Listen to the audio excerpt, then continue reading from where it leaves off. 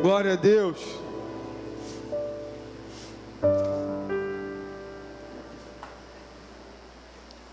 Glória a Deus. Bom,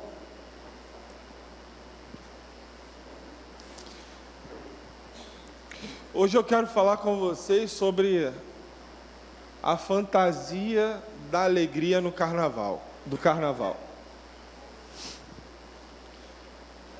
Nós vamos viver um período, já estamos vivendo, um período na cidade, no Brasil, que eu não consigo entender. Eu tento entender, irmãos, o que é o carnaval, eu não consigo entender, eu preciso dizer isso para você. Eu não consigo entender como um povo que vive tantos problemas, quando chega no carnaval parece que nada está acontecendo. Talvez você vai dizer assim para mim, pastor, mas são os dias onde a pessoa tenta fugir dos problemas dela. Ou alguém vai dizer assim, pastor, é a carnalidade, o cara dá vazão à carnalidade, vai lá e mete bronca mesmo, mergulha. Com toda a explicação que você me dê, ainda que essas duas ainda é difícil para mim. Porque nós somos um povo onde você vai num hospital público e você não consegue um atendimento. É possível que você passe por uma necessidade de ter um exame e o hospital público não consiga atender você no tempo que você precise. É possível que você precise de um medicamento e quando você chegue lá, você passa por essa dificuldade. É possível que uma mãe precisa ter o filho, chega lá, não tem vaga, tem que ir num hospital, no outro, para conseguir vaga. Às vezes tem um filho no meio do caminho.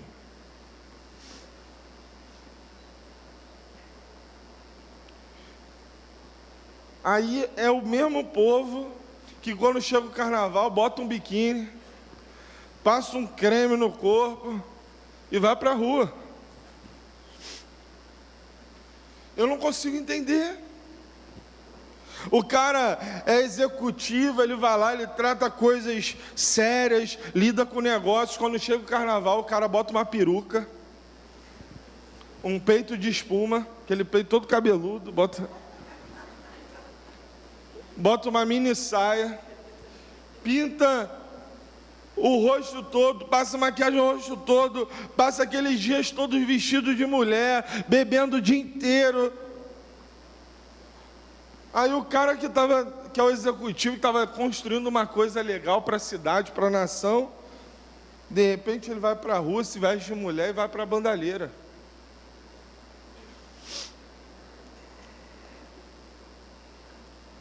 Eu queria entender como é que a gente celebra tanto, quando às vezes um funcionário público fica sem pagamento, irmão. Houve tempos que o Estado demorou a pagar os professores. Você fala assim, tem alguma coisa de errado, parece que a gente está vivendo um mundo diferente. A professora, ela vai dar aula dentro de uma comunidade, e uma criança, um menino lá adolescente de 13 anos, bota o dedo na cara da professora, e a professora não tem segurança para dar aula, porque a polícia também não consegue garantir o cuidado daquele grupo ali. Mas durante os dias do carnaval, irmão, só alegria, só folia, vamos esquecer os problemas. E eu queria entender como é que esses dias de carnaval, esses 4 dias de carnaval, conseguem causar essa amnésia coletiva no nosso povo. A gente finge que é feliz, mas na verdade não estamos felizes.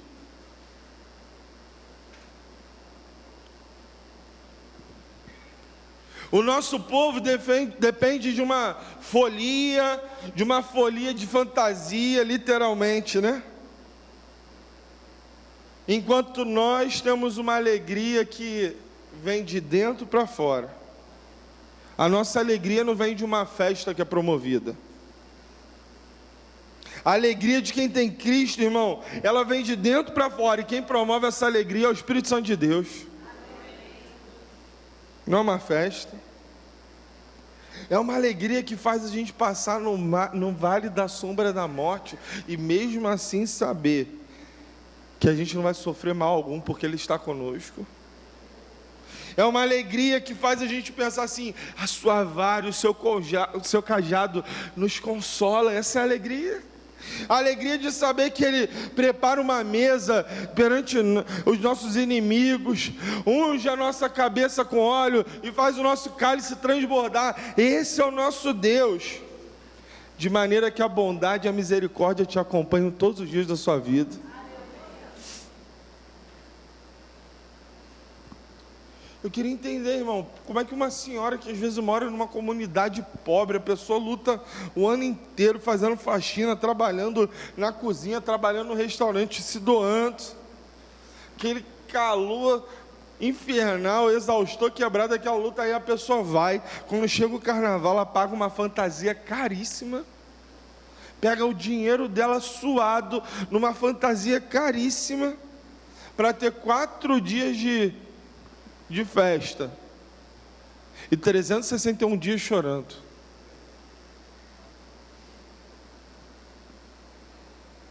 Falta no nosso país uma consciência, e isso tem a ver com a gente, sabe por quê? Porque tem a ver com um povo que não sabe o que é ser cristão. Pastor, o Brasil a maioria é cristão. O cristão o quê? Evangélico e católico? É isso que engloba os cristãos? Mas quando eu olho pro todo, o que me parece é que os cristãos não sabem diferenciar o que é ser cristão e o que é ser do mundo. Nós sabemos que um cristão pode ou não fazer, senão ele deixa de ser cristão, sim ou não, gente? Senão, fica uma coisa incoerente. Não, pastor, eu sirvo a Deus do meu jeito, então você não está servindo a Deus, porque servir a Deus não é do seu jeito, é do jeito dele. Se é do seu jeito, você está servindo qualquer coisa, só não está servindo a Deus. Ser cristão é viver segundo os padrões de Cristo, não segundo os nossos padrões, mas nós somos confusos. É uma nação que você olha, liga a televisão e tem uma pessoa falando uma coisa bonita, passa um negócio bíblico, daqui a pouco passa alguns minutos, na mesma coisa, está falando uma coisa bonita ali, você vê uma cena precária, prejudicial à família, indecente. Mas assim, como é que pode uma coisa que está falando uma coisa bonita aqui, agora está falando uma coisa ruim aqui? Tem alguma coisa coerente. Se nós fôssemos um país cristão de verdade, gente, alguns canais de televisão, alguns programas, algumas rádios que nós temos, teriam de fechar, porque não ia ter gente assistindo.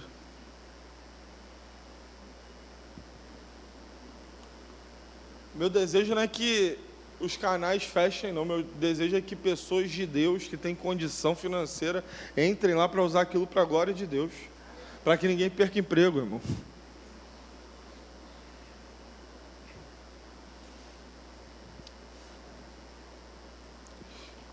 Eu, sinceramente, eu não queria ver na televisão o que eu vejo.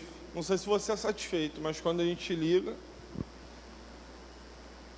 tem hora que você olha ali e você fala assim, rapaz, tem uma coisa esquisita aqui.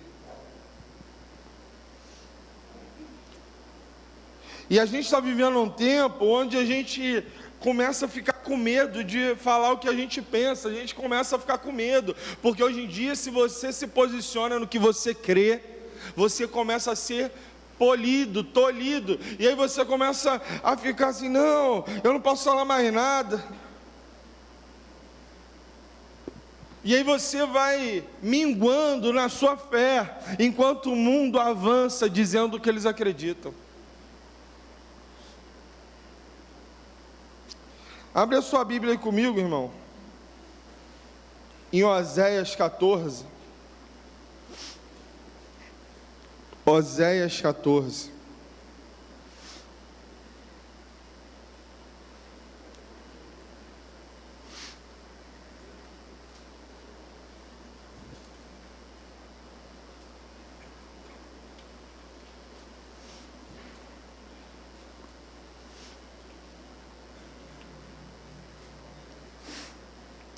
Tem a versão aí NA, pode botar para mim, por favor?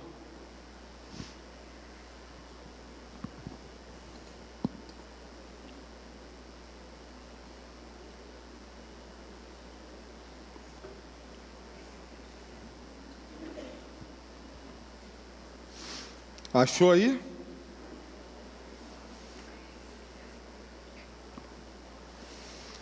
Diz assim, Oséias 14: Israel, volte para o Senhor seu Deus, porque você caiu por causa dos seus pecados. Tragam palavras de arrependimento e convertam-se ao Senhor, dizendo: perdoa toda a nossa iniquidade, aceita o que é bom. E em vez de novilhos, os sacrifícios dos nossos lábios. A Assíria não nos salvará. Não iremos montados em cavalos e não mais diremos as obras das nossas mãos, que elas são nosso Deus. Porque só em ti o órfão encontra misericórdia. Vou curar a rebeldia deles, vou amá-los de boa vontade, porque a minha ira se afastou deles. Serei para Israel como orvalho, ele florescerá como lírio, e lançará as suas raízes como cedro do Líbano. Os seus ramos se estenderão, o seu perdão, irmãos. O seu esplendor será como o da oliveira, e a sua fragrância como a do cedro do Líbano. Os que se assentavam à sua sombra voltarão, serão vivificados como o trigo, e florescerão como a videira. A sua fama será como do vinho do Líbano. Ó Efraim, que tenho a ver com os ídolos? Sou eu que ouço as suas orações e cuido de você. Eu sou como o cipreste verde, de mim procede o seu fruto. Quem é sábio, que entenda essas coisas. Quem é inteligente, que as compreenda. Porque os caminhos do Senhor são retos, e os justos andarão neles, mas os transgressores neles cairão. Amém?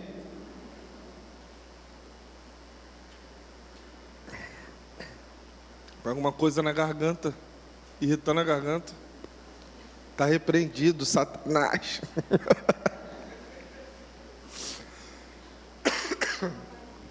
Hã? Uma bala? Acho que não vai funcionar não, né? Pregar com a bala? Vou cuspir alguém nessa... Vai dar certo. Foi o salgado, gente. Tá um negocinho na minha garganta, acredita? Fazer uma célula aqui, cada um fala um pouquinho para me ajudar. Irmãos, Oséias é o profeta que profetiza junto ao reino do norte de Israel. Durante um período, Israel foi dividido em dois reinos, o reino sul e o reino norte. O reino sul é a capital Judá, e o reino norte, a capital era Samaria. 19 reis reinaram sobre o reino norte, e todos eles foram cruéis. Todos eles eram distantes de Deus, e todos eles eram envolvidos com o pecado. O reino norte nunca teve um rei que era temente a Deus. Aí o profeta Oséias aqui é chamado por Deus para profetizar para esse povo. E Deus convida o profeta Oséias para viver uma situação, no mínimo, inusitada. Deus manda Oséias casar com uma mulher adúltera. E manda ele continuar a ficar casado com ela, irmão. Aí ele fala para Deus assim: Deus, como é que eu vou ficar casada com Gomer? O nome da mulher. Ela é prostituta, ela me trai direto. Aí Deus fala para ele assim: Oséias, você vai ter que reconquistá-la, sabe por quê? Porque a sua vida é o tipo de relação que acontece entre mim e Israel. Oséias é representação, Oséias e Gomer é representação da relação que existe entre Deus e Israel. Ou seja, Israel sempre se prostituía e traía o Senhor. Deus fala para ele assim: ó, o meu povo também se prostitui, o meu povo também abraça outros deuses e me deixa.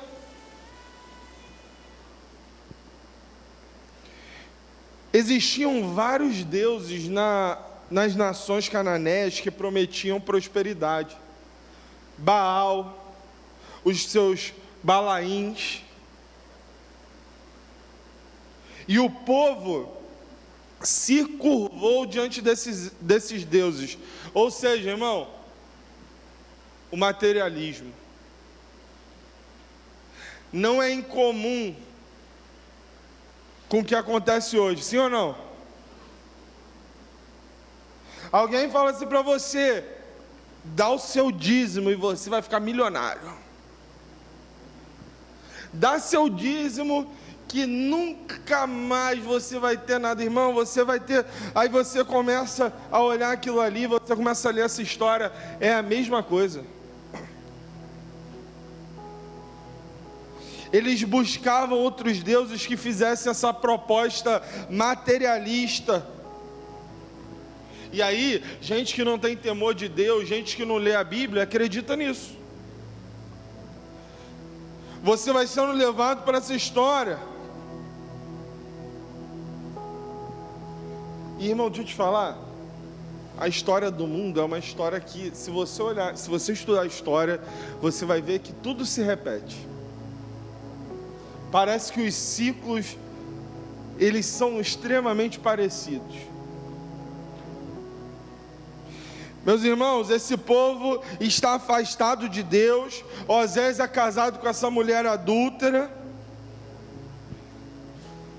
E aí, Deus começa a falar para esse povo assim: ó, vocês estão tomando esse caminho aí, vocês vão sofrer, hein? Aí no final do capítulo 14, Oséias dá uma palavra de esperança, de que o adultério podia cessar e que aquele povo podia viver casado e viver uma unidade real com Deus. Essa é a palavra de esperança de Oséias.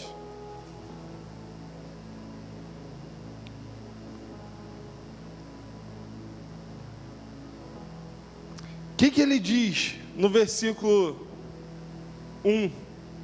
Oséias diz assim, ó: Israel, volte para o Senhor, o seu Deus, porque você caiu por causa dos seus pecados. Ele está dizendo assim: os seus pecados causaram a sua queda. Os seus pecados causaram a sua queda. Se preparem e voltem para o Senhor. Peça para que Ele perdoe seus pecados.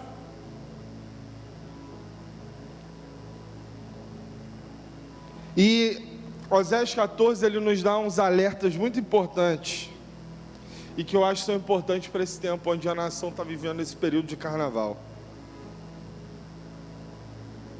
Se eu pudesse, eu ia lá na Sapucaí falar isso aqui. ia no sambódromo, onde for, ia falar essa mensagem aqui, nos blocos de rua. O primeiro alerta que Osés nos dá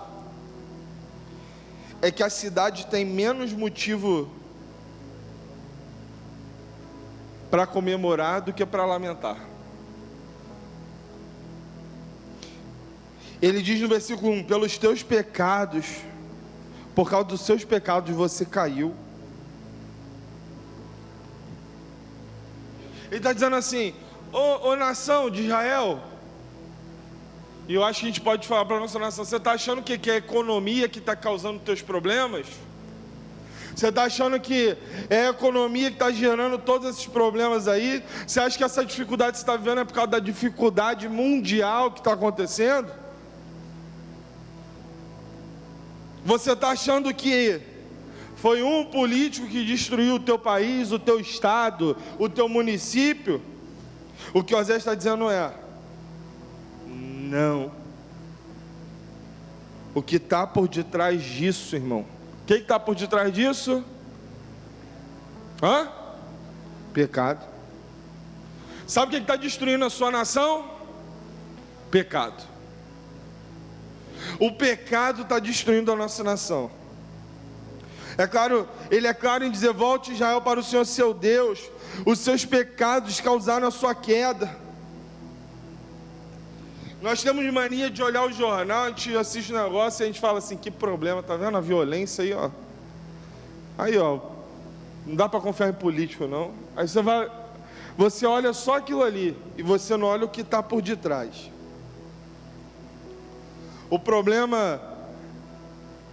grande problema das nossas empresas, os grandes problemas dos nossos políticos, o grande problema da nossa nação, o grande problema do nosso judiciário, o grande problema da nossa economia se chama pecado.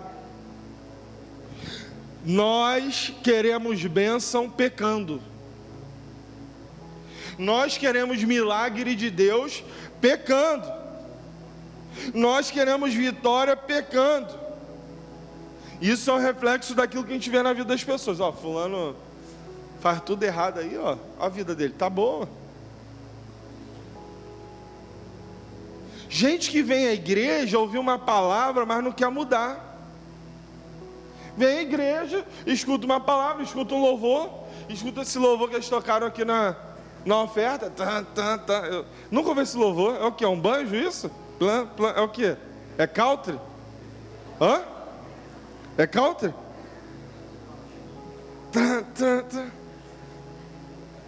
Eu nunca tinha escutado. Você já ouviu essa música? Falei, meu Deus, primeiro eu achei que era um rock. Falei,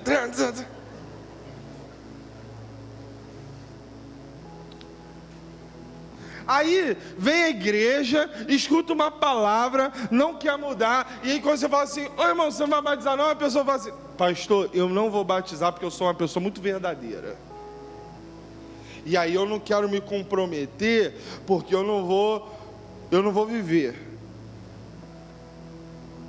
Aí eu falo assim: mas por que não vai batizar? Não, porque eu tenho algumas coisas que eu tenho que consertar na minha vida, pastor. Eu sou muito genuíno, muito verdadeiro. Aí eu penso assim, na hora, você fala, eu digo assim: mas irmão, você não acha que você tem que lutar para consertar isso então, não? Ao invés de você ser tão verdadeiro e morrer e ir para o inferno, você não acha que você tem que consertar a tua vida, não? Ou se você já é convertido, aí tem uma luta na sua vida, por que você não tenta consertar isso para você poder viver o reino mais intensamente? Por que a gente está sempre dando desculpa para viver o nosso pecado, irmão?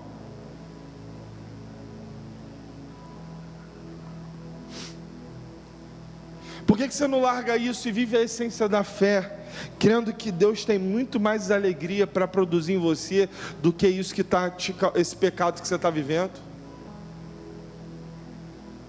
Deus tem alegria para você. Deus não quer que você viva uma vida sexual desregrada, tá com um, tá com outro. Deus quer te dar um casamento feliz, abençoado.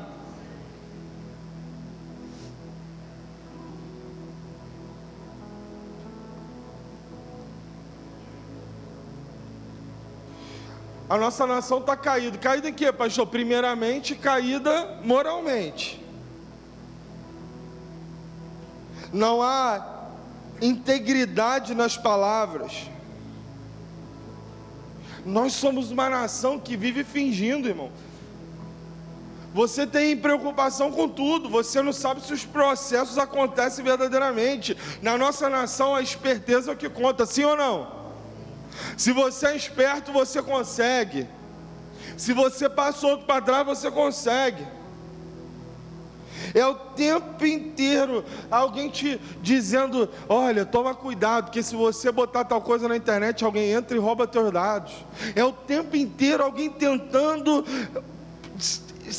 estar melhor, se dar bem, perdão, em cima de você. Você vai no banco, você vai digitar a senha, você tem que digitar meio, né? Para ninguém ver o movimento que você está fazendo, porque tem alguém ali que pode estar de olho. Irmão, isso não é normal.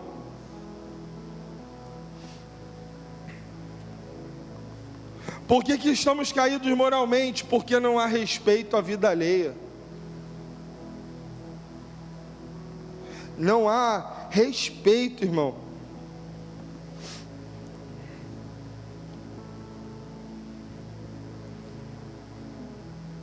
Olha o que diz aqui, no verso 2. Tragam palavras de arrependimento e convertam-se ao Senhor, dizendo: perdoa toda a nossa iniquidade, aceita o que é bom, em vez de novilhos, e os sacrifícios dos nossos lábios. O que está dizendo é: nós queremos oferecer o sacrifício do nosso lábio, que sai da nossa boca, tem que prevalecer. Nós muitas vezes não caminhamos na verdade. Aí, versículo 3 diz: e a Síria não nos salvará. Sabe por que esse povo estava dizendo isso? Porque nesse mesmo momento eles estavam sendo ameaçados pela Síria. E agora esse povo está vivendo a mesma miséria moral que a Síria vivia. Eles estão vivendo a mesma violência que a Síria vivia. Eles não têm o respeito pela vida alheia como esse povo não tem. Irmão, como que um povo que era escolhido por Deus se associa moralmente como um exército maldoso? Se você já ouviu alguma coisa sobre a Síria, você vai descobrir que eles eram um povo cruel, eles eram maus.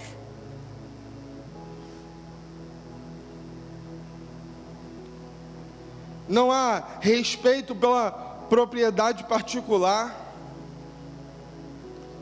Aqui vai dizer que só prevalece o furtar, o roubar. Não há respeito pela pureza da família. Essa nação é acusada pelo adultério, de adultério, assim como Gomer, a mulher de Oséias, que também adulterava. Quem trabalha fora aqui é homem, sabe disso. Você vai para uma outra cidade, quando você entra dentro do táxi, irmão, já tem uma cartilha de prostituta para dar na tua mão. No hotel.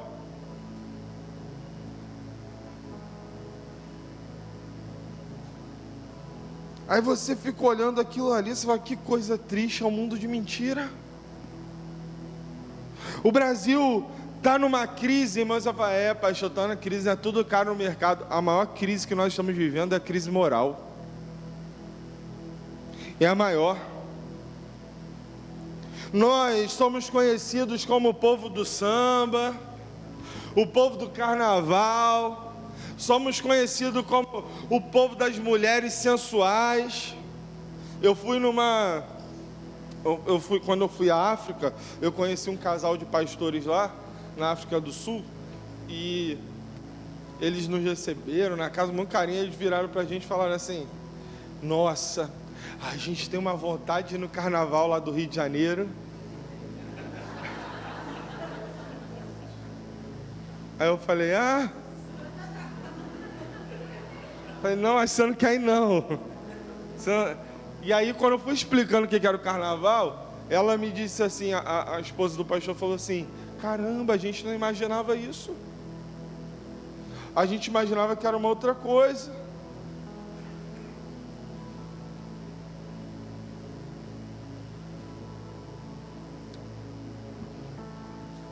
Nós somos conhecidos como o povo que tem facilidade para um turista vir e fazer turismo sexual com as nossas crianças. Nós somos o povo top 1, campeão mundial em beber cachaça, sabia disso, irmão? Nossas passeatas de orgulho gay são as maiores do mundo.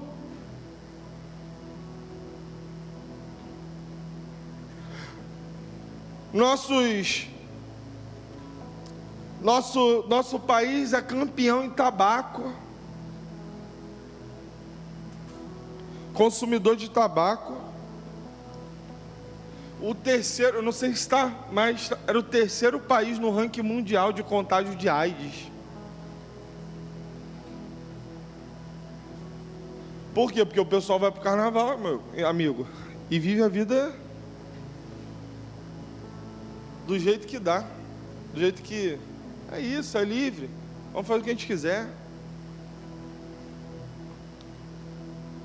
Nós somos um povo que vive uma situação de crime, gente, como a gente nunca imaginou. Na nossa cidade tem grupo armado, tem lugar que nem polícia entra. Agora você já imaginou isso? O lugar onde as pessoas que tinham nos proteger não conseguem entrar, porque senão eles vão sair sem vida. Isso não é loucura, gente? Isso não é uma coisa normal? Numa cidade como o Rio de Janeiro, essa metrópole do mundo, tem uma cidade onde nem a polícia consegue pisar. Aí você que é cidadão, quer ir num lugar desse, você não pode ir não, porque se sua tia mora lá, você não pode ir, que você tem medo de alguma coisa acontecer com você. A gente fez um retiro uma vez, há muitos anos, numa região, em Niterói. Tinha um sítio de uma igreja, que o sítio era enorme, gente.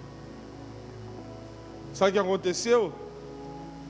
Foi sendo tomada a área ali, que nenhum pai, nenhuma mãe queria deixar o filho adolescente ou jovem para aquele sítio. Um sítio com aquela estrutura incrível, as pessoas tinham medo de ir lá. Onde já viu isso, gente? Uma pessoa de bem tem que pedir autorização para ir em algum lugar. E a crise política, gente? Nem preciso falar, né?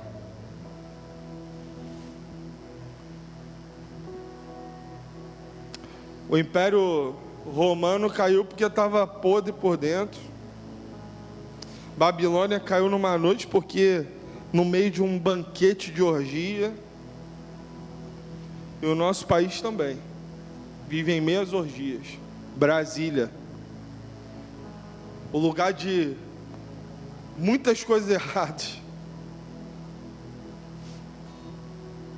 É um país, se você rouba uma coisa, a pessoa fala assim: não, tu tem prova, tu fotografou agora aqui, senão não vai ter problema nenhum.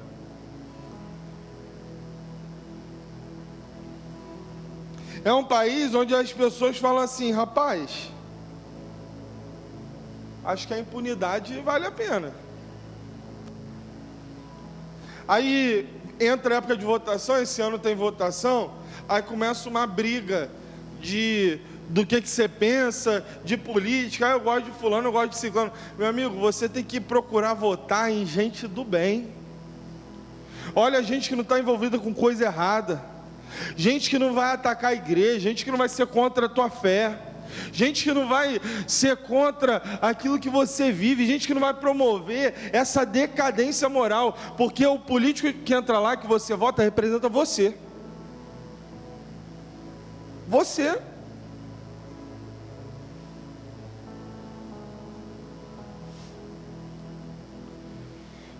Abre aí comigo Oséias capítulo 5.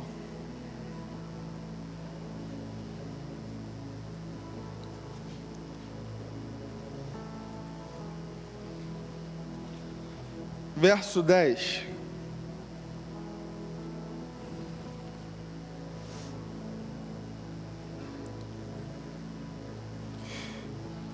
Os príncipes de Judá são como os que mudam os marcos. Derramarei o meu furor sobre eles como água. Sabe o que é isso aqui? Muda os marcos, irmão? Não respeitam as leis. Eles vão até onde é o direito. Quando não é, eles mudam os marcos. Eles alteram as leis. Eles agem com opressão, com soberba. Aí no capítulo 7, versículo 5 diz assim, ó: no dia da festa do nosso rei, os líderes são inflamados pelos vinhos. Tem uma coisa de errado, irmãos. Insensíveis à voz de Deus. O verso 7 diz: como a nação era, todos eles se esquentam como um forno, devoram seus governantes, todos os seus reis caem, e ninguém clama a mim. O povo é insensível e não busca a Deus. Os líderes da nação, insensíveis e não buscam a Deus. E o judiciário, irmão, nem comenta. O texto está dizendo: olha, vocês estão caídos. Vocês estão caídos, o que é que vocês querem comemorar? Qual o motivo que vocês têm para celebrar?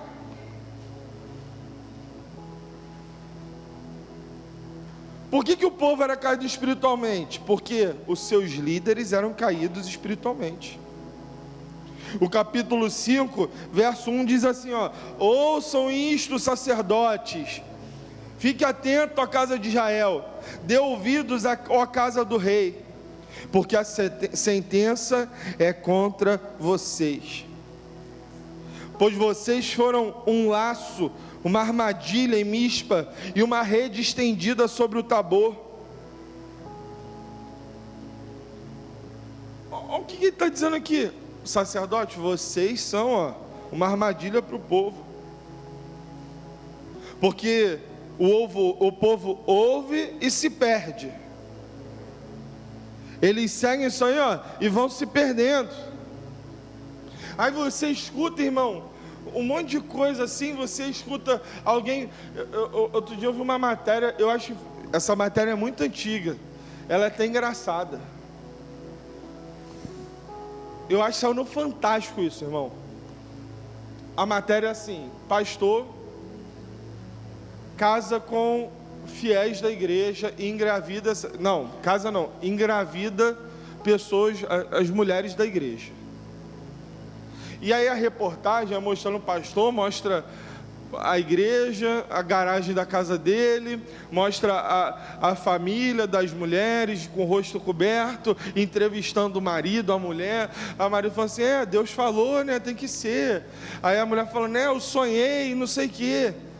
Aí tem um momento que eles sentam com o pastor, o repórter, e abre esse texto de Oséias e fala assim para ele: lê aí qual é a base bíblica que o senhor está tendo para fazer isso. Aí ele pega e fala assim: olha, está escrito aqui na Bíblia, pega a mulher e adultera. Aí o repórter fala assim: mas aqui não está escrito pega a mulher adúltera? Aí o pastor faz assim,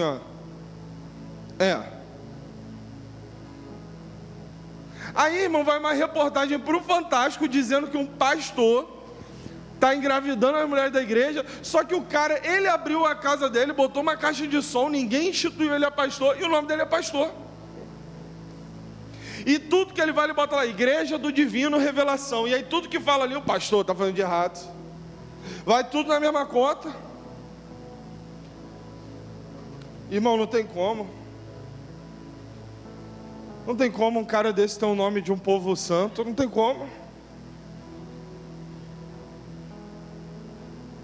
Oséias capítulo 5, versículo 2 diz: os rebeldes se aprofundaram na matança. Os sacerdotes é que estavam levando o povo a ser mais violento, mais rebelde. E no versículo 6 do capítulo 4 fala: o meu povo está sendo destruído porque lhe falta conhecimento. Porque tu, sacerdote, rejeitaste o conhecimento, porque eu também te rejeitei.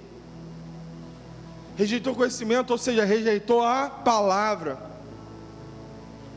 Todas as vezes que você usa a Bíblia com o propósito de apoiar algo da tua vida, o teu querer, e não viver a palavra, irmão, não a centralidade da palavra, você pega um texto fora do contexto e usa para o teu próprio bem, irmão. Isso é muito sério, hein?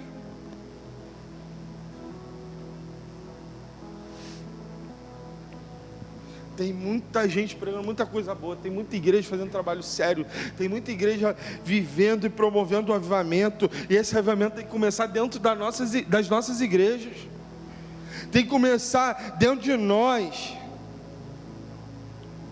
Mas a gente vem à igreja e fala assim: não, eu me acomodei, pastor, eu venho aqui, eu ouço a minha palavra, ouço o louvor, boto a minha oferta no altar, eu gosto da palavra, eu gosto do louvor, pastor, eu venho aqui. Mas deixa eu te falar, irmão, Deus não te chamou para isso, Deus te chamou para algo a mais. Ele tem algo a mais na sua vida.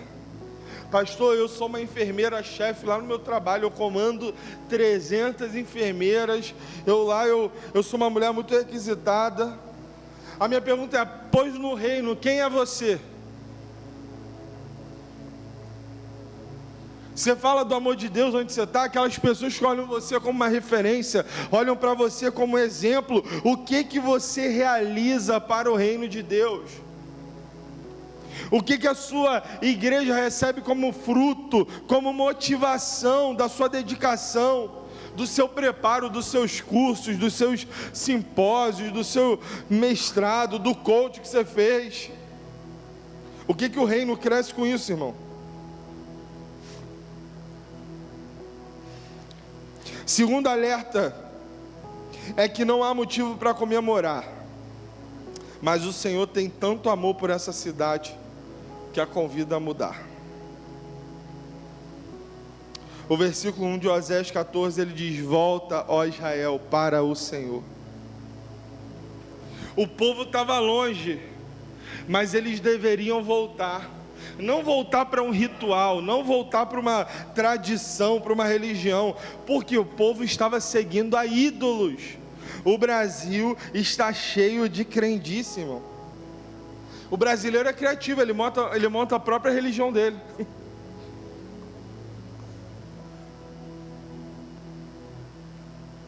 Você entra num táxi assim, aí está assim, ó, o Buda, o cristal, o Jesus e Nossa Senhora, tudo junto. Aí o taxista diz assim: que eles convivam todos em paz, amém.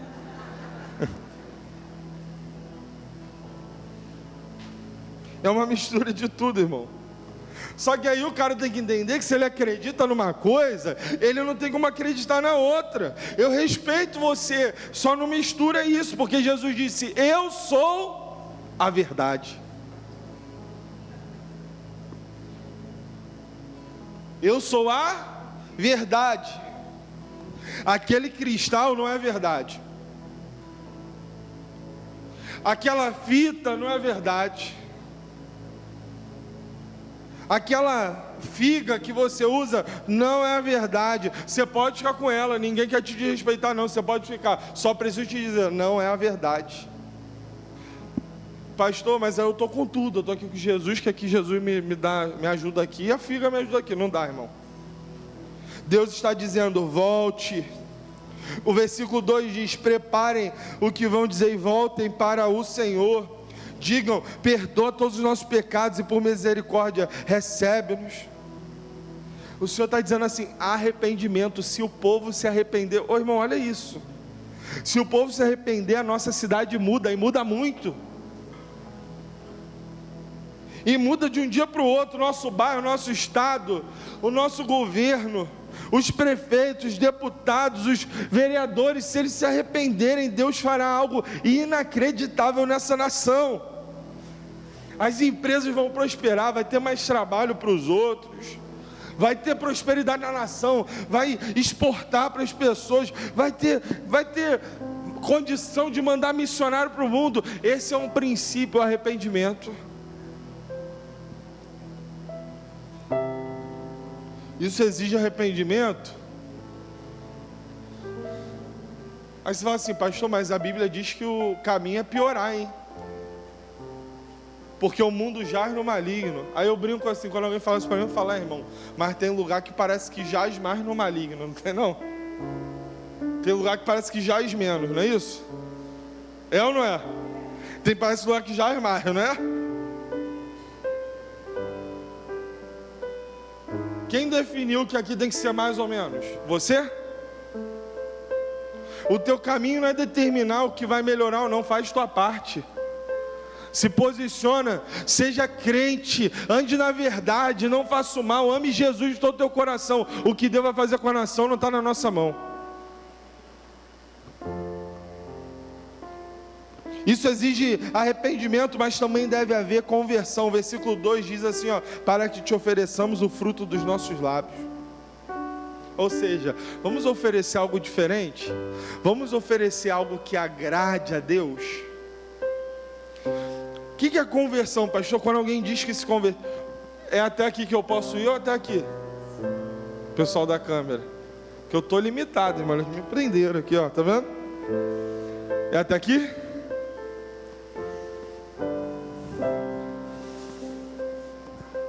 O que é a conversão? A conversão, quando alguém diz que alguém que se converteu, a conversão é uma mudança real de postura, de vida. Porque quando você se converte da vida que você está levando, o que você está declarando não só com o teu lábio, mas com a tua vida é assim: eu confio nesse Deus e a partir de hoje a minha vida é Ele que vai reger. O versículo 3 diz assim: a Síria não pode nos salvar, não montaremos nos cavalos de guerra, nunca mais diremos nossos deuses, aquilo que as nossas próprias mãos fizeram, porque tu amas o órfão. Deus está dizendo assim, ó, confia em mim, hein? Ó, não confia no teu diploma não, confia em mim. Ó, não confia no teu emprego não, confia em mim. Ó, não confia no teu conhecimento não, confia em mim. Não confia no teu dinheiro não, confia em mim. Não confia no teu tio que tem conhecimento, que vai te botar no emprego tal, que vai te dar. Não, confia em mim. Não confia nesse teu concurso público que você fez não, confia em mim. Não confia nessa tua casa bonitona aí não, confia em mim. Ó, não confia nesse teu carro aí que tu comprou que é topzão não, confia em mim.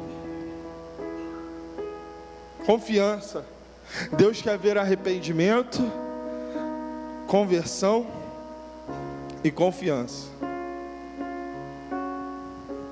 Aí ele dá um recado.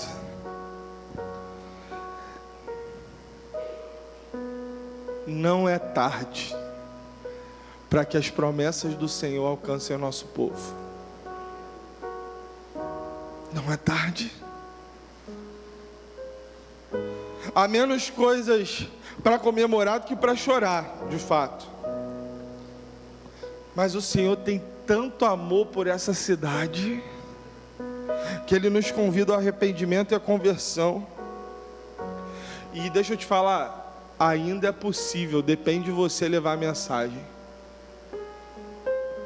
Mas a última afirmação de Oséias é essa: que não é tarde para que as promessas do Senhor alcancem o nosso povo. Olha o versículo 4, que coisa linda Deus falando: eu curarei a infidelidade deles e os amarei de todo o meu coração. É Deus falando assim: eu vou curar o coração dessa mulher que chora, eu vou curar esse marido que foi abandonado, eu vou curar esse menino que o pai morreu aí de um tiro de bala perdida, morreu, ele ficou sem pai, eu vou curar. Ele continua dizendo: pois a minha ira desviou-se deles. Deus está dizendo assim, ó, eu vou esquecer tudo, eu vou aniquilar tudo que eu vi de pecado deles, e eu vou ter um novo momento com eles. Versículo 5 vai dizer: serei como orvalho para Israel, ele florescerá como lírio, e como cedro do Líbano, aprofundará as suas raízes. Deus está dizendo: vai haver renovo, vai haver avivamento, vai haver novo olhar, novos pensamentos, novos projetos, novos sonhos, novas conquistas. E sabe aquela pessoa que você era? Ei, sabe aquela pessoa que você era? Vai morrer. Sabe aquela pessoa que você era antigamente? Vai morrer. Sabe aquela moça que você era? Vai morrer. Agora vai ter uma moça muito mais linda, muito mais cheia de vida, muito mais especial, muito mais feliz consigo mesma. Vai olhar no espelho e vai falar assim: caramba, como eu sou bonita. Não porque você está mostrando seu corpo, não porque você está vivendo de uma maneira diferente do que Deus tem para você, não, porque agora você vai dizer: a alegria do Senhor é minha força. Ele me deu um brilho diferente. Irmão, já viu quando alguém se converte, que você olha para cada pessoa e você fala assim: caramba, você está diferente, não é isso? Você fala assim: pô, não fiz nada, não tem nada diferente comigo não. Mudou o cabelo? Não. Fez alguma coisa no olho? Não. É um brilho diferente.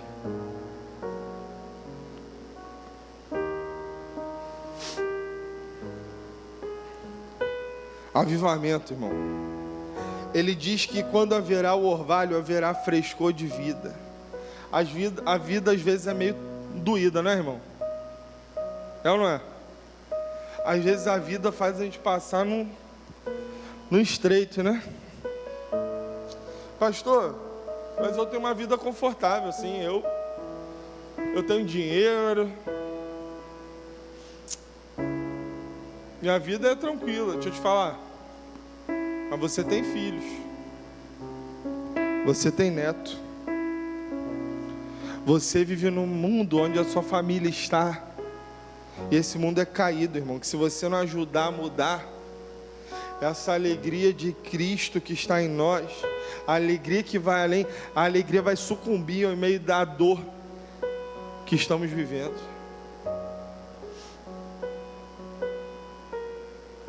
Por isso que a gente tem que declarar a nossa fé, para que as promessas do Senhor não parem em nós, mas vão para os nossos filhos, para os nossos netos, e alcançarão as gerações.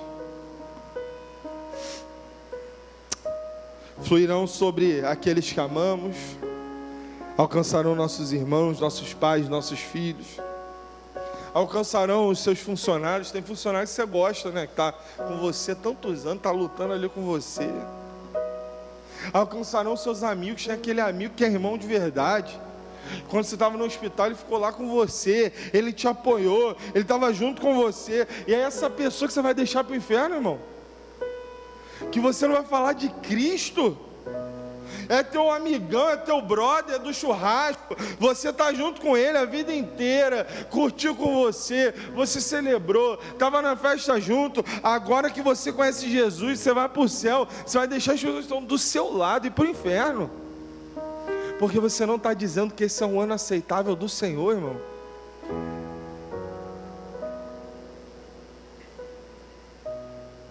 Como que você pode achar que esse texto não é para você? É para você, irmão. Esse povo que está acomodado somos nós. Eu vou terminar aqui lendo o capítulo 6, o versículo 6, que diz assim: pois quero misericórdia e não sacrifício, conhecimento de Deus mais do que holocaustos. Sabe o que Deus está dizendo aqui? Eu quero misericórdia, eu não quero sacrifício não. Eu quero conhecimento de Deus mais do que um ritual, mais do que um ritual só que você está fazendo assim, a religiosidade fria. Aquele povo nessa época matava o animal, sacrificava ao Senhor. Deixa eu falar, isso aí é religiosidade fria. Eu não quero esse sacrifício que não muda a sua vida. Posso falar uma coisa para vocês, irmão? O teu dízimo não faz de você um santo. Pastor, eu sou fiel dizimista. Isso não faz de você um santo. Pode ser um reflexo da sua santidade, mas não te faz santo. Vir aqui à igreja não te faz santo. Um santo vai vir aqui, mas isso não te faz ser santo.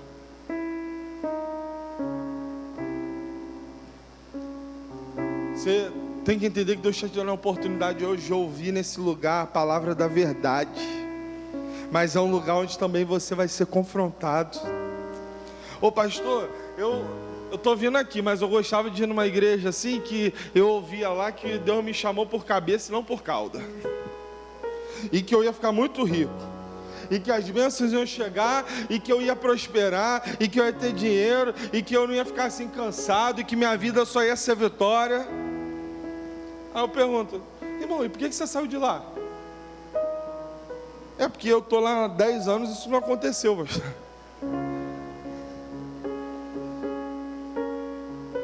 De fato, isso não é mentira não.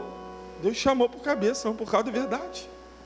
Deus chamou você para ser próspero, isso é verdade. A única coisa que não te contam é que o pecado interrompe tudo isso. O que faltou nessa pregação é dizer assim, ó, o pecado interrompe todas as coisas que estão preparadas para você.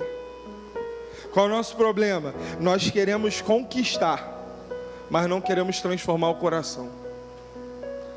Aí, infelizmente, para a maioria de nós, se a gente tivesse com tudo, com muito dinheiro, viajando para fora todo ano, com a casa dos sonhos, o carro dos sonhos, sabe qual é a verdade?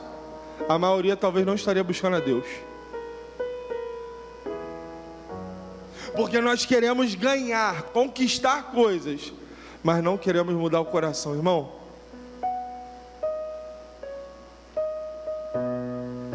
Nós queremos todos os milagres de Deus sem uma vida de oração.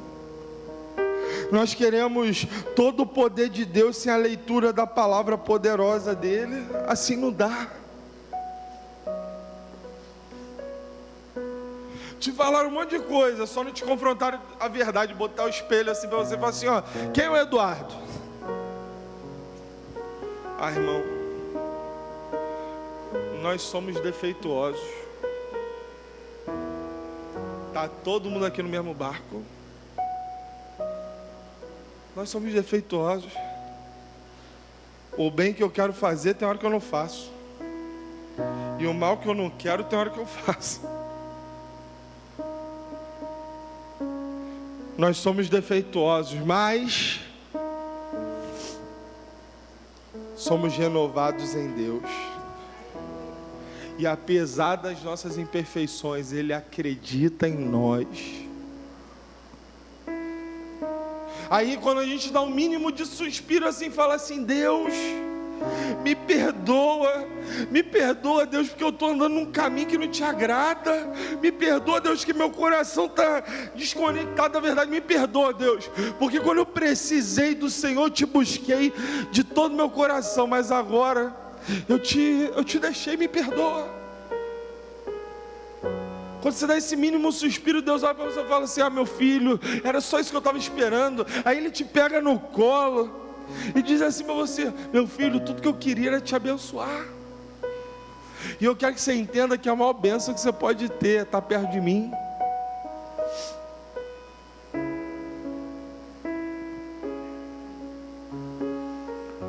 Se você é empresário famoso, jogador de futebol, gari, costureira, não importa o que você seja, que Deus quer que você seja usado para o louvor da glória dele.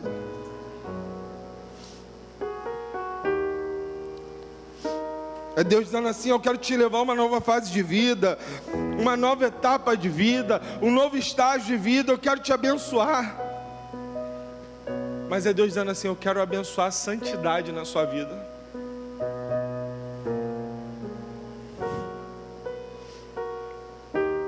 Abençoar o compromisso que você tem na sua vida. Abençoar a dedicação que eu vejo na sua vida.